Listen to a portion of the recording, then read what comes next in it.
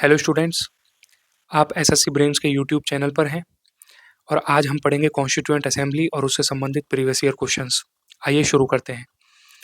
Constituent assembly तक पहुंचने का भारत का सफ़र क्या था, उसके लिए हम थोड़ा इतिहास में जाते हैं और उसके लिए हम सबसे पहले पढ़ेंगे साइमन कमीशन 1927।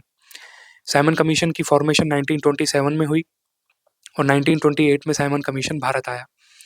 साइमन कमीशन में टोटल 7 मेंबर्स थे और उनमें से एक भी इंडियन नहीं था। ये 1919 के मोंटागो चैल्मस्फोर्ड रिफॉर्म को रिव्यू करने भारत भेजा गया था। इसका भारत में ज़बरदस्त विरोध हुआ, काले झंडे दिखाए गए और नारे लगे साइमन गो बैक। इसी में ही लाला लाजपत राय की मृत्यु हुई थी और इसी साइमन कमीशन 1927 के रिएक्शन में नेहरू रिपोर्ट 1928 बनाई गई। नेहरू रिपोर्ट 1928 के चेयरमैन थे मोतीलाल नेहरू। इसमें डोमिनियन स्टेटस की मांग की गई थी और नेहरू रिपोर्ट ही आपका वो पहला इंस्टांस है जो कि भारत के कॉन्स्टिट्यूशनल फ्रेमवर्क को आउटलाइन करती है।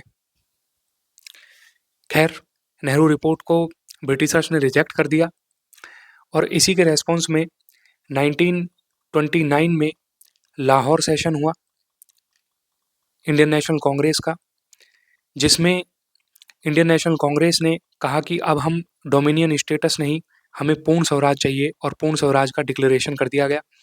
1929 लाहौर सेशन के कुछ दिन बाद 26 जनवरी 1930 को सारे कांग्रेसी नेताओं ने इंडिपेंडेंस डे मनाया और 26 जनवरी को ही इंडिपेंडेंस डे मार्क कर दिया गया। और यही कारण है दोस्तों, आपने प्रियम्बल में पढ़ा था कि हमारा जो कॉन्स्टिट्यूशन है वो 26 नवंबर 1949 को बनकर तैयार हो गया था और अडॉप्ट भी कर लिया गया था, लेकिन उसे एनफोर्स किया गया इसी डेट को, 26 जनवरी वाली डेट को, 26 जनवरी 1950 को, जिसे हम रिपब्लिक डे के रूप में मनाते हैं। राइट, आगे बढ़ते हैं। तो अगस्त ऑफर 1940 की बात होती है। 1939 से वर्ल्ड वॉर 2 शुरू हो चुका था। अंग्रेजों को भारतीयों की आवश्यकता थी, भारत के सपोर्ट की आवश्यकता थी, लेकिन Indian national Congress continuously refuse कर रही थी। तो ब्रिटिश गवर्नमेंट ने इंडिया की सपोर्ट पाने के लिए इंडियन नेशनल कांग्रेस को अगस्त ऑफर दिया, जिसमें उन्होंने कहा कि अगर आप हमें सपोर्ट करते हैं वर्ल्ड वॉर 2 इफर्ट्स में, तो हम आपको डोमिनियन स्टेटस दे देंगे वर्ल्ड वॉर 2 खत्म होने के बाद। लेकिन कांग्रेसियों ने, यानी कि इंडिया ने, अगस्त ऑफर 1940 को रिजेक्ट कर दिया। उन्होंने कहा कि हमें डोमिनियन स्टेटस नहीं, हमें इमीडिएट सेल्फ गवर्नमेंट चाहिए। इसके बाद 1945 में जब वर्ल्ड वॉर 2 खत्म हो जाता है तो ब्रिटेन में सरकार बदलती है। सरकार बदलने से पहले आपके प्राइम मिनिस्टर चर्चिल थे, अब प्राइम मिनिस्टर बनते हैं एटली। एटली भारत की आज़ादी इंश्योर करने के लिए कैबिनेट मिशन 1946 भारत में भेजते हैं और यही कैबिनेट मिशन 1946 भारत में कॉन्स्टिट्यूएंट असेंबली की स्थापना करता है। तो इस तरीके से कॉन्स्टिट्यूएंट असेंबली की स्थापना हुई।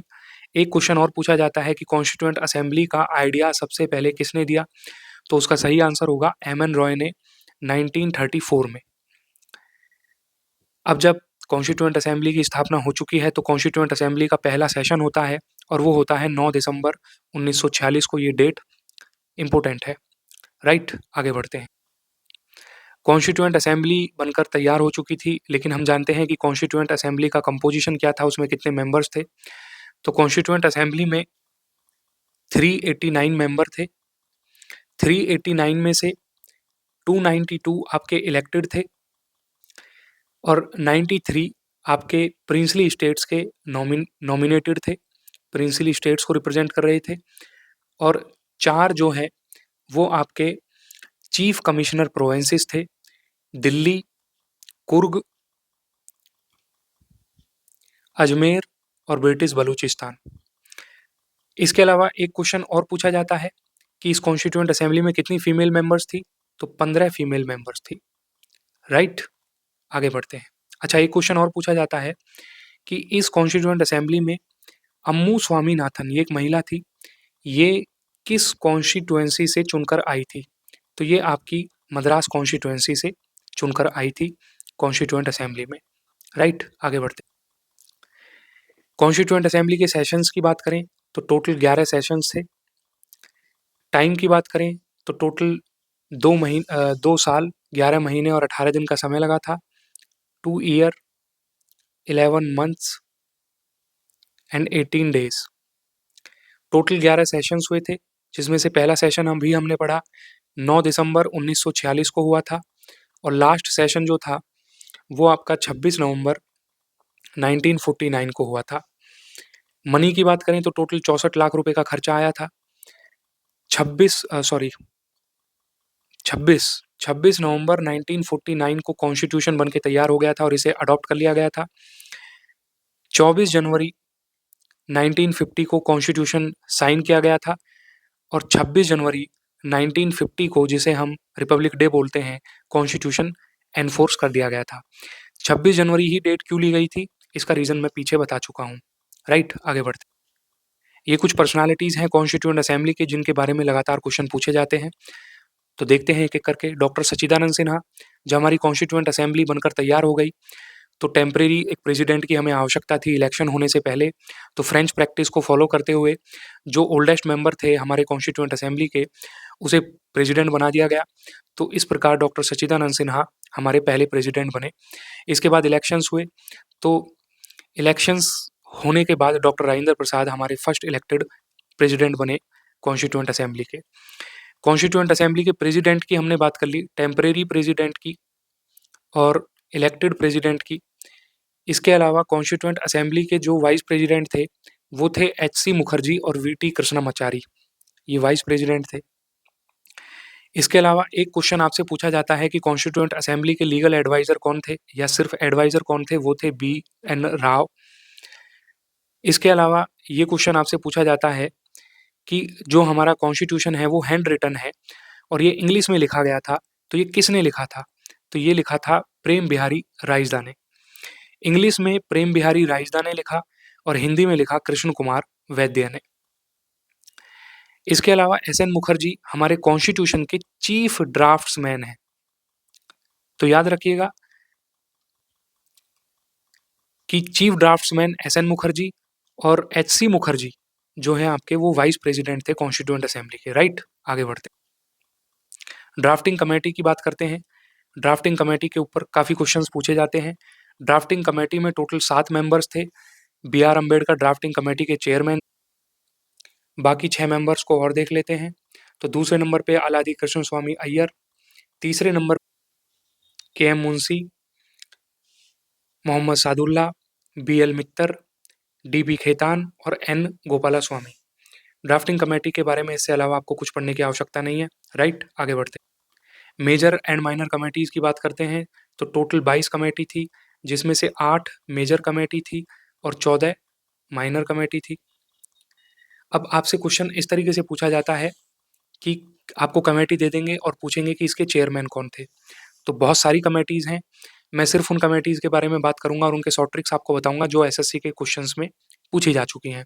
तो सबसे पहले हम जवाहरलाल नेहरू की कमेटीज़ के बारे में बात कर लेते हैं। तो जवाहरलाल नेहरू हमारे देश के पहले प्रधानमंत्री थे। याद करने का ट्रिक भी मैं आपको साथ के साथ बताता हूँ।